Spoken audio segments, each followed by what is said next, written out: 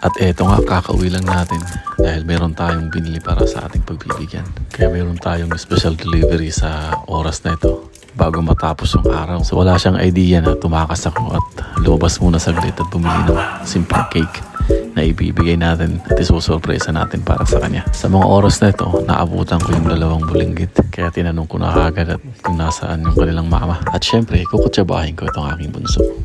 Wait. At dito sinabihan na natin si bunso kung anong dapat niyang gawin. Kaso ang problema, hindi niya mapigilan nung mapatawa. Kaya ayan, kung ano-anong ritual na tuloy ang ginagawa para mawala yung kanyang tawa. Kaso kahit anong pigil niya, talagang natatawa siya sa gagawin niyang pagpaprank sa kanyang mama. Kaya hindi niya talaga malaman kung anong gagawin niya. At nang mapansin niya si Choco, ayan, nadampot niya tuloy at nadamay sa kanyang pagpaprank sa mama niya.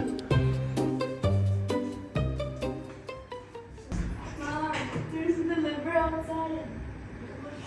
I don't know. I don't know. Where? Who give?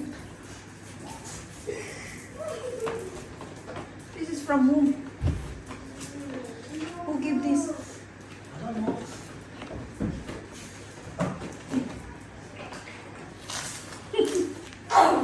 Oh, who bought this? Who's Papa?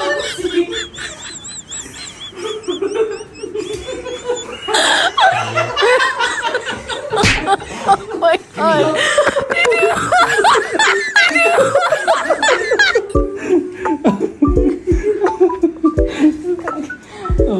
17 years, tama gyapon. Yay! Gumos ko? Ha?